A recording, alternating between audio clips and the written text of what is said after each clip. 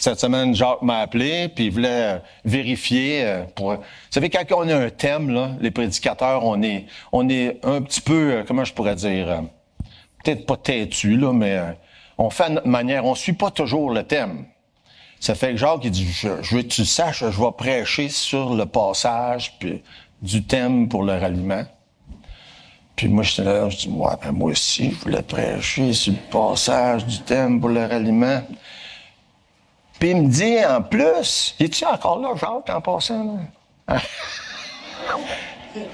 C'est moi qui parle le dernier, hein? C'est un avantage, ça. Puis il me dit, en plus, il dit, je veux prêcher le premier. Là, ben, c'est un invité. Fait que, on va le laisser prêcher le premier. Benoît, es-tu là, lui? Ah, mais ça. Puis il a une grosse journée. Il y a, je ne sais plus combien d'années, Benoît, il prêchait ici la même journée que moi. Puis lui, il s'en rappelle, je suis certain, mais moi j'oublie les affaires avec le temps. Puis je prêche, je pense que c'était le matin, dans ce temps-là, on avait sûrement un culte le soir, je suis plus sûr, là. Il prêche pratiquement le même message que j'avais prêché le matin. Il était mal à l'aise, évidemment, c'est lui qui prêchait le deuxième. Aujourd'hui, c'est moi. On va aller dans Jean au chapitre 20.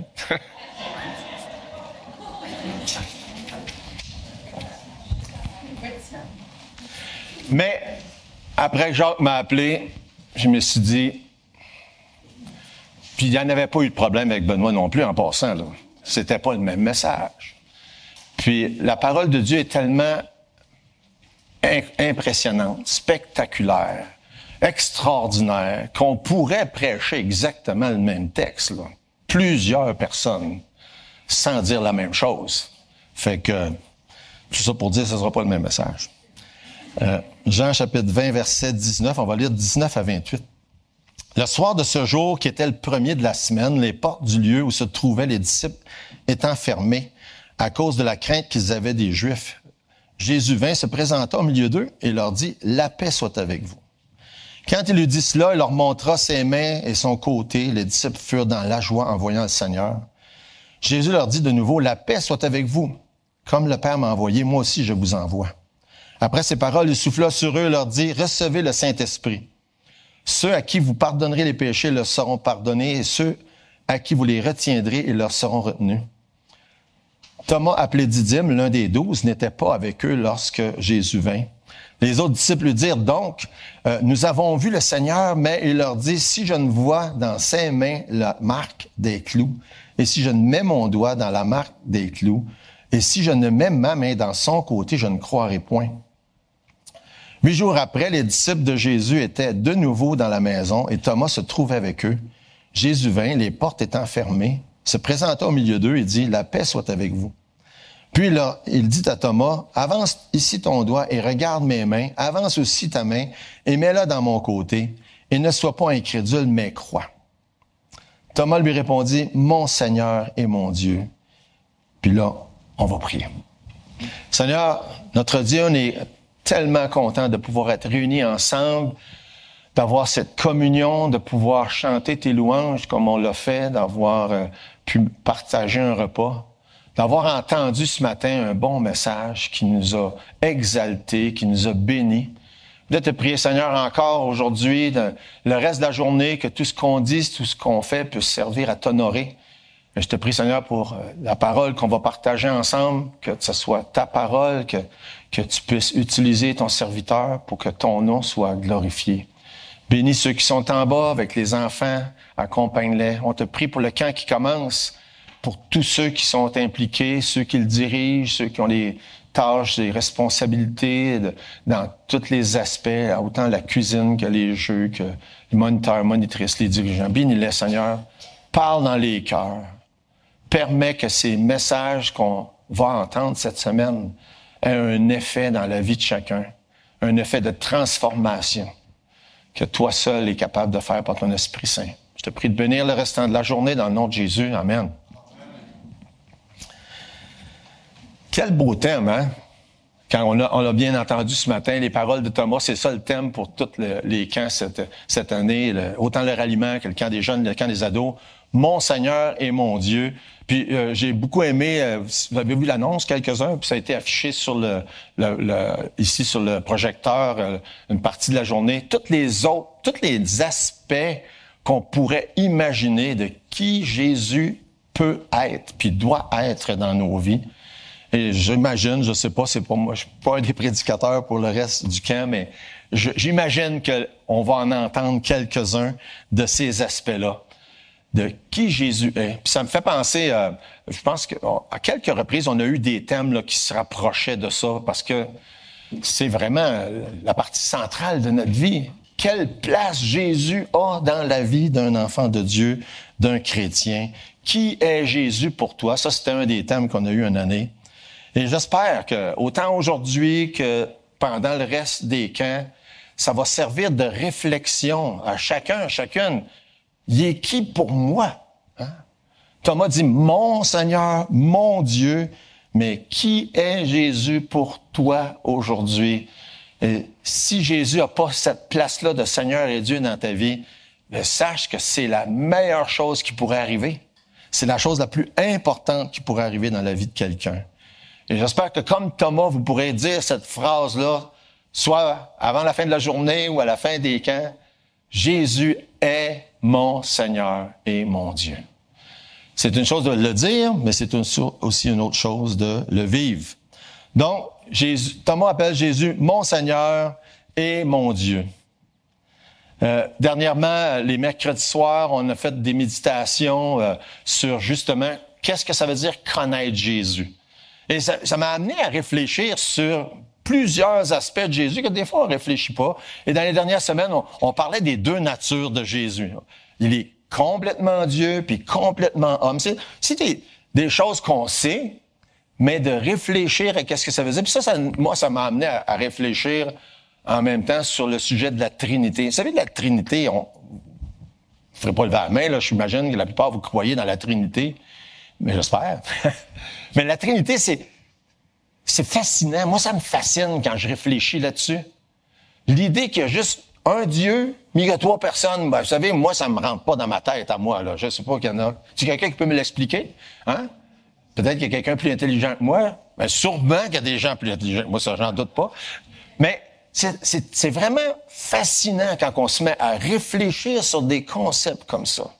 Et on a eu une très bonne présentation de ce que ça voulait dire pour un Juif de l'époque de Jésus quand Thomas a dit ça. Puis ça avait une beaucoup plus grande signification que nous autres. Puis une autre chose qu'on fait depuis quelque temps, les dimanches après-midi, quand on a juste des cultes 2 fois par mois, les dimanches après-midi, puis on a parlé aussi le dimanche après-midi des qualités de Dieu, hein? Les attributs de Dieu. Encore là, ça nous a amené à réfléchir sur la divinité de Jésus. Fait que quand on regarde à ce texte-là, quand on pense à cette déclaration-là de Thomas, ça nous ouvre une porte pour parler d'à peu près, je ne sais pas combien de sujets variés. Je viens juste d'en nommer quelques-uns, là. Hein, la divinité de Jésus, par exemple. Ça nous amène aussi à réfléchir sur le salut. Être sauvé. Qu'est-ce que ça veut dire, être sauvé? Toutes des choses qu'on va aborder à mesure qu'on avance après-midi. Ça nous amène à parler d'un sujet aussi intéressant qui s'appelle la seigneurie de Jésus. Hein? Quelle place il prend dans notre vie? Ça me fait penser, je pensais à ça cette semaine, je sais que plusieurs ont entendu parler du décès de John MacArthur. Hein? Un grand homme de Dieu de notre époque moderne qui est allé rejoindre notre Sauveur. Et puis, c'était un des sujets, si vous avez lu moindrement des choses qu'il a écrites, un des sujets qui le passionnait, ça. La seigneurie du Seigneur. Quelle place que Jésus devrait avoir dans la vie de quelqu'un et qui devrait être son Seigneur et son Maître. Plusieurs choses qui ont été dites, plusieurs choses qui ont été écrites sur ce sujet-là. Une phrase très commune en anglais qui se dit souvent « If he's not Lord of all, he's not Lord at all hein? ». Vous avez sûrement déjà entendu ça, ceux qui sont familiers avec l'anglais. Si le Seigneur n'est pas le Seigneur de tout, il n'est pas Seigneur du tout. Ah, ça se traduit bien en français, ça. J'avais même pas pensé à ça. Hein? Ça sonne quasiment, hein? En tout cas. Des fois, pense en anglais, puis je me rends pas compte qu'en français, ça marche aussi. Mais cette notion, ça fait partie de ce que Thomas déclare cette journée-là. Il y a plein d'autres choses qu'on aurait pu discuter. Comme vous le savez, si vous avez lu moindrement la Bible, Thomas, il est reconnu pour quoi? Le gars qui a douté. Je trouve ça de valeur quand je pense à ça, parce que moi, si c'était moi, là, puis je me disais, hey, à chaque fois que mon nom est prononcé, ah ben oui, ça c'est le gars qui doutait. Il me semble que j'aimerais pas ça, hein, être à sa place. Mais ça aussi, on a bien entendu parler ce matin. Thomas, dans ma tête à moi, puis selon qu'est-ce que Dieu parle, c'est pas pour ça qu'on devrait le connaître. Il a fait une déclaration que les autres n'ont pas faite, qui est grandiose. Quand il a dit ce qu'il a dit, mon Seigneur et mon Dieu. Et je pense qu'on devrait le reconnaître beaucoup plus pour ça que pour le fait qu'il a douté. Si vous voulez tourner avec moi dans Marc au chapitre 16, on va se promener dans quelques-uns des récits de l'Évangile. Étant donné que Jacques prêchait du Jean 20, je me suis dit, je ne peux pas passer tout mon temps dans Jean 20.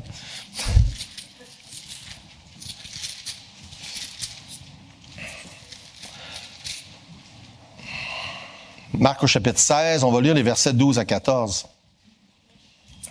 Après cela, il apparut sous une autre forme à 2 d'entre eux qui étaient en chemin pour aller à la campagne. On sait très bien qu'on en entend parler d'eux, c'est les disciples d'Emmaüs.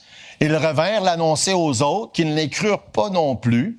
Enfin, ils apparurent aux 11 pendant qu'ils étaient à table et il leur reprocha de leur incrédulité et la dureté de leur cœur parce qu'ils n'avaient pas cru ceux qui l'avaient vu ressusciter. Puis quand on lit ces 3 versets-là, puis qu'on fait le lien avec les autres passages, qu'on en déduit, c'est que là, Jésus est avec les 2 disciples d'Emmaüs. Ensuite, au verset 13, ça devrait être l'occasion qui était les 10 ensemble. Puis rendu au verset 14, les 11. Hein? C'est ce qu'on en conclut quand on compare évangile avec évangile. Mais remarquez les reproches de Jésus, que ce soit quand les 10 sont là, que ce soit quand les 11 sont là, Jésus les reproche à tous de pas croire. Et qu'on peut bien dire, Thomas, il a douté, mais il n'est pas le seul à avoir douté, comme on peut bien le constater. Jésus reproche à tous les disciples d'avoir douté après l'avoir vu. Puis les mêmes reproches, d'ailleurs, ça m'est arrivé souvent de dire ça à des gens qui disent, ah ben, je doute. Puis ils essaient de trouver des réconforts, je doute. Puis même dans certains cas, jusqu'à aller en mettre en doute la réalité de leur salut. Puis souvent, j'ai fait le commentaire, ben le doute, ça fait partie de la foi. Parce que c'est comme ça, les disciples ont douté, Thomas a douté, puis nous autres, on a la tendance à douter. L'important, c'est de croire quand même. On croit. Oui, des fois, il va venir des doutes, mais on croit. On croit parce que c'est écrit dans la Bible.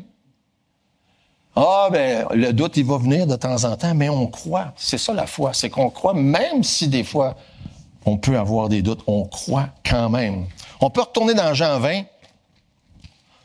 On va se promener encore un peu, mais on va aller dans Jean 20. Verset 20, il monte ses mains, son côté, il monte les trous. Ensuite, verset 21, Jésus les envoie, commence à leur donner la mission. Verset 22, souffle le Saint-Esprit. Puis là, ben, on a l'histoire de Thomas qui est pas là, puis que là, il dit, ben, moi, par exemple, il va falloir que je mette mes mains, ainsi de suite. Puis il exprime ses doutes au verset 25. Mais encore une fois, quand on lit le texte, on se rend compte que Thomas n'est pas le seul à douter. Puis je regardais la liste des apparitions de Jésus, puis je trouvais ça intéressant de pouvoir placer ça en ordre chronologique. Comment Jésus est apparu de fois, puis à qui, puis dans quelles circonstances. Puis on peut relater presque une douzaine de fois où Jésus est apparu après sa résurrection, mais il y a au moins 10 occasions avant son ascension. 10 occasions. Ensuite, l'ascension serait la 11e. Puis ensuite, quand il apparaît à Paul, ça serait comme la 12e. Ça vous donne un peu l'ordre des choses. Puis quand on regarde ça, il est apparu à Marie-Madeleine, Jean 20. Il est apparu aux autres femmes, Matthieu 28. Il est apparu à Pierre seul. On entend ça dans 1 Corinthiens 15. Ensuite, il est apparu aux 2 disciples sur la route d'Emmaüs. Ensuite, les 10. Puis ensuite, les 11. Fait que je trouve ça intéressant dans le contexte de faire le lien avec, parce que ça vient juste avant ce qui s'est passé lorsque Jésus apparaît sur la route d'Emmaüs aux 2 disciples. Vous pouvez regarder à ce moment-là dans Luc au chapitre 24.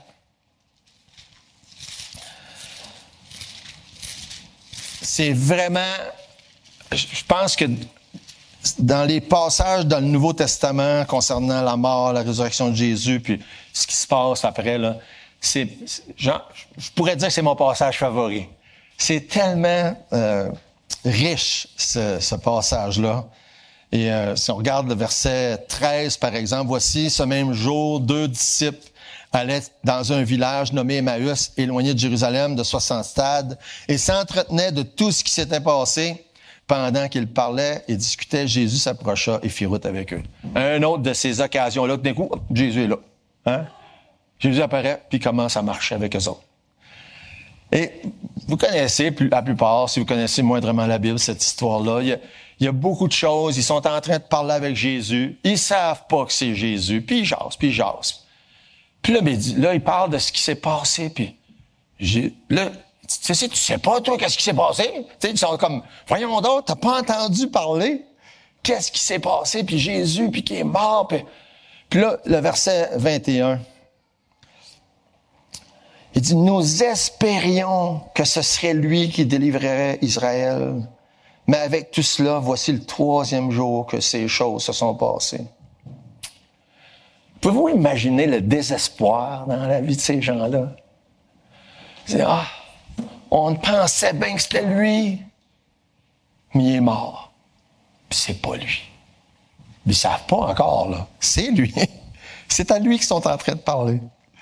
Puis là, ils disent, verset 21, verset 22, il est vrai que quelques femmes d'entre nous ont été fort étonnées en se rendant de grand matin au sépulcre, n'ayant pas trouvé son corps.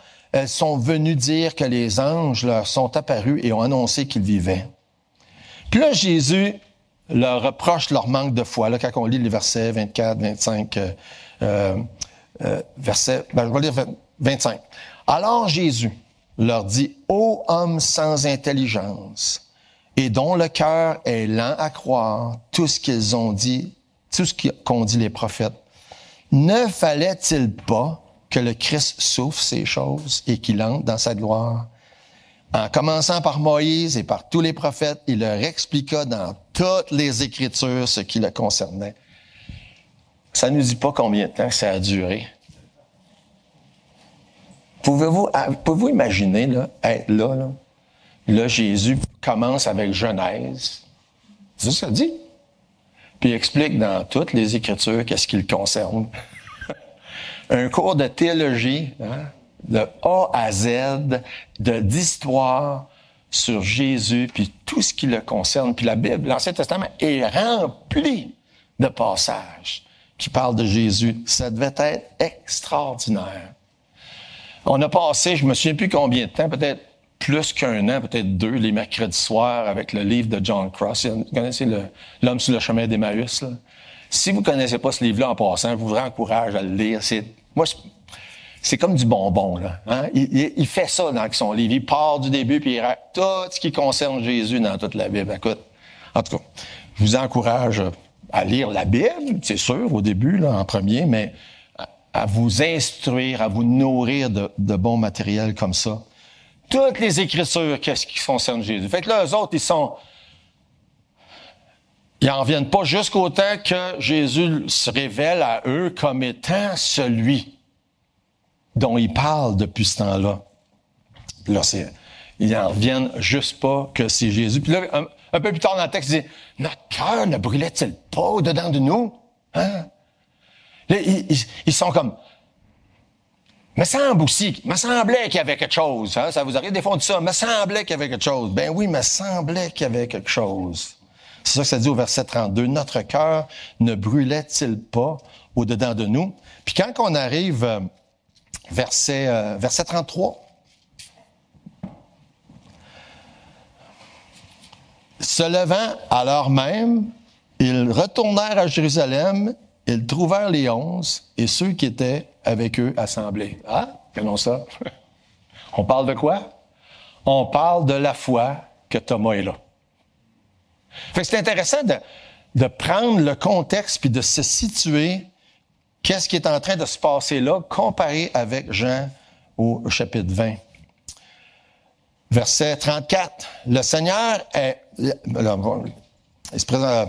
Je vais relire le verset 33. Se levant alors même, se retournèrent à Jérusalem, se trouvèrent les 11 et ceux qui étaient avec eux assemblés en disant, « Le Seigneur est réellement ressuscité. Il est apparu à Simon. » Ils racontèrent ce qui leur était arrivé en chemin et comment ils l'avaient reconnu au moment où il rompit le pain. Tandis qu'il parlait de la sorte, lui-même se présenta au milieu d'eux et leur dit encore une fois, « La paix soit avec vous. » Imaginez, le Seigneur apparaît. Ça, c'est le contexte qui nous amène à l'histoire de Thomas et la fois que là, il a fait sa fameuse déclaration. Le Seigneur se présente au milieu d'eux, puis remarquez qu'est-ce qu'il dit dans Luc 24. Pas juste à Thomas, à tout le monde. Regardez les trous dans mes mains. Regardez le trou de mon côté. Et encore une fois, Jésus le reproche de ne pas croire. Dans le verset 41, comme dans leur joie, ils ne croyaient pas encore et qu'ils étaient dans l'étonnement, il leur dit, « Avez-vous ici quelque chose à manger? » Puis c'est là qu'il a mangé, juste pour le montrer que c'était bien lui, puis c'était bien vrai.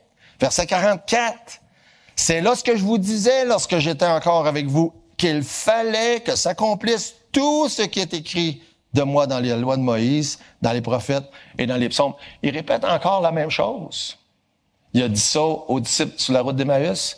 Il dit ça encore quand il est avec les 10. Il dit ça encore quand il est avec les 11. C'est le message, verset 46. Il leur dit, « Ainsi, il est écrit que le Christ souffrirait, qu'il ressusciterait des morts le 3e jour. » C'est l'essence même du message de l'Évangile. C'est un message simple en passant. Hein? C'est le même message que Paul nous partage dans 1 Corinthiens chapitre 15, quand il dit, « Je vous rappelle, frères, l'Évangile que je vous ai annoncé, que vous avez reçu, dans lequel vous avez persévéré et par lequel vous êtes sauvés, si vous le retenez, dans les termes où je vous l'ai annoncé, autrement vous auriez cru en vain. » Puis qu'est-ce qu'il dit? Christ est mort, selon les Écritures, est enseveli le 3e jour, il est ressuscité des morts le 3e jour. Le même message. Il répète, il fallait que,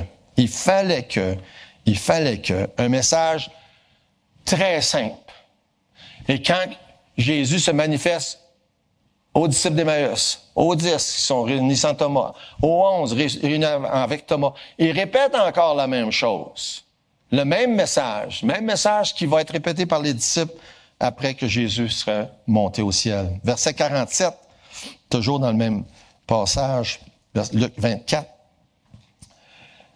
Il dit, je vais lire verset 46 avant, ça va mieux ensemble.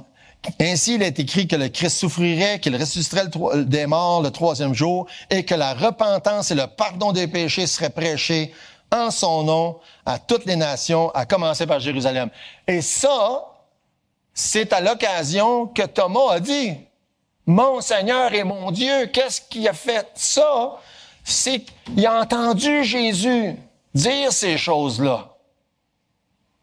Il a cru qu'est-ce que Jésus disait. Il a cru qu'il était le Messie. Il a cru qu'il était celui qui était mort pour le pardon de ses péchés. Il a aussi cru que le salut passait par la repentance et le pardon des péchés. C'est ce que Jésus leur a dit cette journée-là. Et c'est le même message qu'on prêche aujourd'hui. Ça change pas. Et qu'est-ce que Jésus a dit? Qu'est-ce que les apôtres ont dit? Qu'est-ce que les chrétiens ont dit depuis 2000 ans? Puis qu'est-ce qu'on dit nous autres aujourd'hui? C'est le même message. Exactement la même chose. La repentance et le pardon des péchés. La foi en Christ. Puis on parle pas d'étapes là dans le salut. C'est quelque chose qui se passe en même temps lorsqu'on croit. on réalise qu'on est des pécheurs et ça mène à la repentance. Repentance, par définition, c'est de regretter qu'on est des pécheurs, puis de vouloir que ça change. Puis le pardon des péchés, ça se fait comment? Si tu confesses tes péchés, il est fidèle et juste pour les pardonner. Rien de plus simple que ça. La repentance et le pardon des péchés en son nom. C'est ça le message. Et c'est ça que Thomas a cru. C'est ça qui l'a mené à réclamer, à acclamer Jésus comme son Seigneur et son Dieu. Dans Luc 24, verset 48, il dit, vous êtes témoins de ces choses. Et voici, verset 49, j'enverrai sur vous ce que mon Père a promis, mais vous restez dans la ville jusqu'à ce que vous soyez revêtus de la puissance d'en haut. Il est en train de préparer le terrain pour qu'est-ce qui s'en vient, ce qu'il va répéter quand on le voit dans Actes au chapitre 1, verset 8. Il dit, vous recevrez le Saint-Esprit, une puissance, vous serez mes témoins à Jérusalem, parce qu'il dit, vous restez à Jérusalem, là. Avant d'avoir le Saint-Esprit, il dit aux disciples, restez à Jérusalem. Partez pas en mission tout de suite, là. Vous aurez pas ce qu'il faut. Parce que là, ils avaient donné temporairement, ça dit ça que ça dit, souffler sur eux, la puissance du Saint-Esprit temporairement, jusqu'à ce que le Saint-Esprit vienne tel que promis dans Jean 14, par exemple, qui va venir puis qui va demeurer éternellement, ce qui est répété dans Actes chapitre 1, verset 8, et ce qui est accompli dans Actes chapitre 2. Quand c'est le jour de la Pentecôte, puis le Saint-Esprit vient. Fait que Jésus, des fois, on réalise pas nécessairement que c'est bout à bout, hein. On finit l'Évangile, puis Actes chapitre 1, c'est fait pratiquement partie des Évangiles. Il dit la même chose dans Luc 24 qu'il dit dans Actes chapitre 1. Il dit, vous allez avoir le Saint-Esprit, là. Vous allez être mes témoins. En attendant, restez à Jérusalem. Puis quand ils reçoivent le Saint-Esprit, il dit, maintenant, vous pouvez y aller. Restez plus à Jérusalem. Ça, c'est une autre affaire, une petite parenthèse en passant. Actes chapitre 1, verset 8. Il dit, vous allez être mes témoins à Jérusalem, dans la Judée, dans la Samarie, jusqu'aux extrémités de la terre. Puis on lit chapitre 2. Où est-ce qu'ils sont? À Jérusalem. Chapitre 3, où est-ce qu'ils sont? À Jérusalem. Chapitre 4, Jérusalem. Chapitre 5, chapitre 6, chapitre 7, Jérusalem. Qu'est-ce qui arrive? Chapitre 8, verset 1. Grande persécution. Qu'est-ce qui se passe? Ils partent de Jérusalem. Petite parenthèse, là. Hein? Les persécutions dans l'histoire de l'Église, là, ça a servi à ça. Des fois, on se dit, on est bien au Québec, on n'est pas persécuté, on peut faire ci, ça, là. Il y a des pays dans le monde, les gens payent un grand prix pour être des témoins.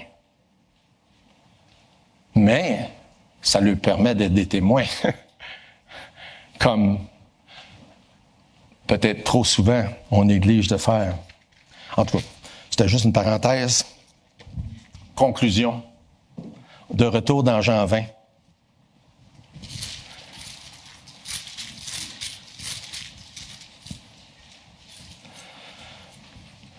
Verset 29. Parce que tu m'as vu, tu as cru. Heureux ceux qui n'ont pas vu et qui ont cru. Ça me fait penser que là, peut-être le temps de vous conter une petite histoire que j'ai contée à mes amis hier soir. Il y a des gens qui ne croient pas, vous savez ça, hein? Des athées. Puis j'avais entendu cette histoire-là cette semaine, je la trouvais drôle. Je me dis, on va raconter. Il y a un gars qui est athée, puis qui veut rien savoir de Dieu pendant toute sa vie. Et puis, à un moment donné, il est rendu âgé, il se retrouve dans le bois, puis il y a un ours qui s'en vient vers lui, un gros ours s'en vient vers lui. Puis là, il s'avance, puis s'avance, puis s'avance, puis le gars, il commence à avoir peur, puis il commence à avoir peur. Quand l'ours est rendu proche, il crie « Oh mon Dieu, sauve-moi! » Dieu lui répond, dit « Tu penses-tu que tu as été un athée toute ta vie, que je vais te sauver de même à la dernière minute? » Ouais, c'est vrai, ça serait hypocrite de ma part. Mais il dit, tu pourrais peut-être sauver l'ours, par exemple. Fait que, OK. Fait que l'ours se met à genoux. Puis il dit, Seigneur, merci pour le bon repas que tu as pourvu.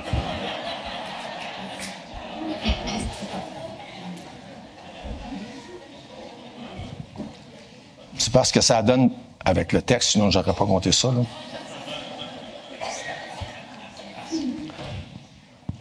Jésus leur dit, c'est par la foi, puis c'est seulement par la foi qu'on va être sauvé.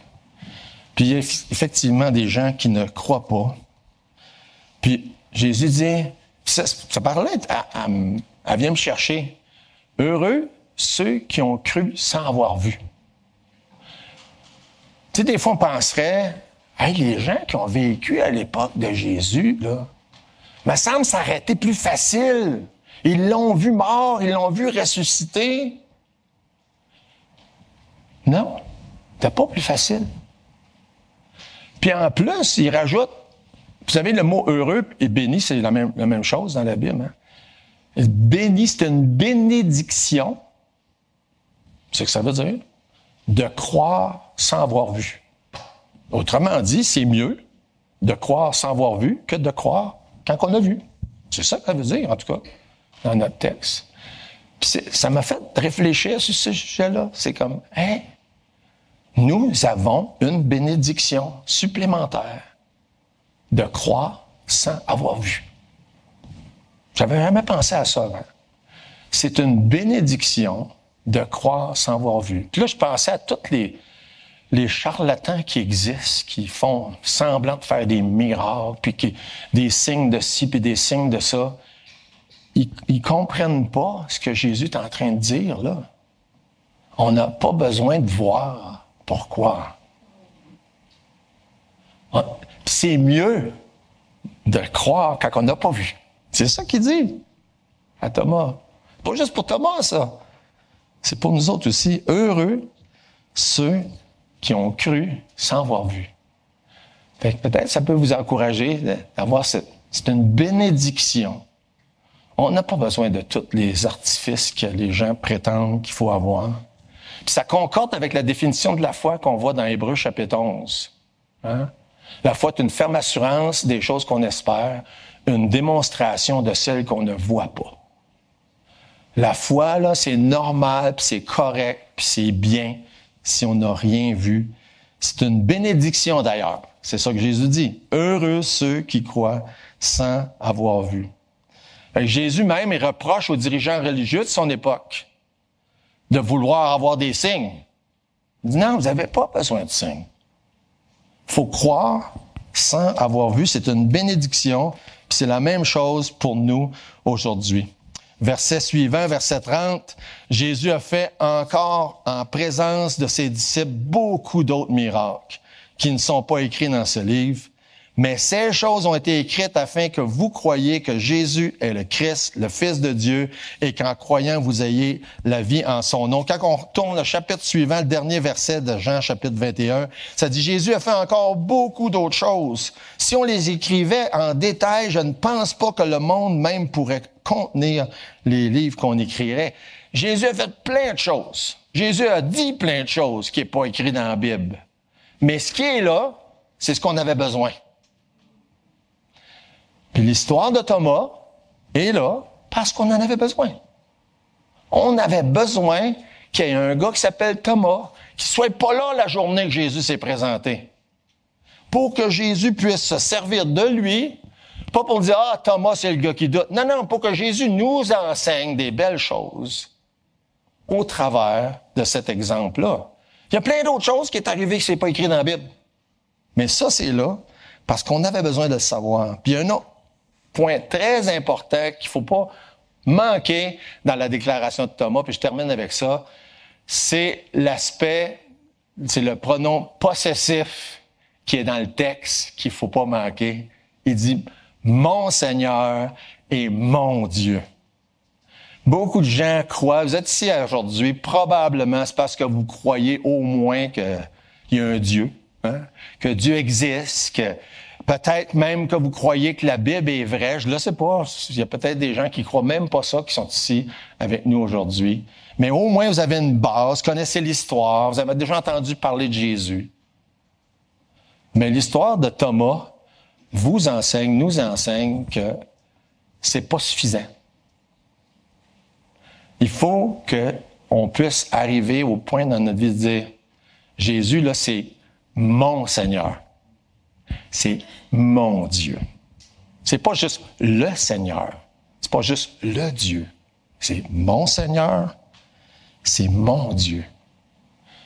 Et ça, si vous n'êtes pas encore rendu à ça dans votre vie, sachez que le message de l'Évangile, c'est ça. Pendant longtemps, puis je me souviens dès les tout premiers, quand j'ai commencé à lire la Bible, puis dans le début de mon expérience de vie chrétienne, on employait souvent l'expression « il faut accepter Jésus comme son sauveur personnel ». Puis probablement que beaucoup, on emploie encore ça, cette expression-là, mais c'est une expression là qui est répandue. On accepte Jésus comme son sauveur personnel. C'est pas juste le sauveur de l'autre à côté. Jean 3,16, Dieu a tant aimé le monde. C'est extraordinaire. Mais c'est pas juste le monde. C'est pour ça qu'on aime ça quand on fait des études avec des gens. On enlève les mots qui parlent de tout le monde, puis on dit, mets ton nom à la place. Hein? Dieu a tant aimé Mario, qu'il a donné son fils afin que Mario ne périsse point et que Mario ait la vie éternelle. C'est plus pareil. Qu'est-ce qui est la différence? C'est personnel. Thomas dit à Jésus, t'es mon Seigneur. T'es mon Dieu. T'es mon Sauveur. Puis là, on pourrait prendre toute la liste, là. Libérateur, mon berger, mon rocher, etc., etc., etc., etc. Dernière chose que cette expérience-là de Thomas nous amène à réfléchir, c'est qu'il dit, t'es mon Seigneur et mon Dieu. Et je termine avec ça, puis tout ça pour dire que il y en a pour tout le monde dans ça. Il y a peut-être des gens que Jésus n'est pas encore votre Dieu ou votre Sauveur. Il y a peut-être des gens que Jésus est ton Sauveur. Tu dis, mon Dieu, mais il n'est pas encore nécessairement ton Seigneur. Parce qu'il devrait l'être. Et Jésus nous enseigne sur ce sujet-là à plusieurs reprises.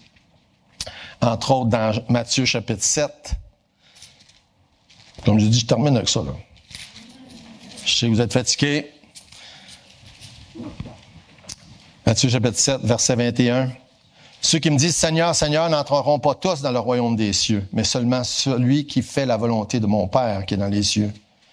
Et la volonté du Père, ça commence par se reconnaître pécheur, puis en recevant par la foi Jésus comme sauveur. Ça fait partie de la volonté du Père, ça.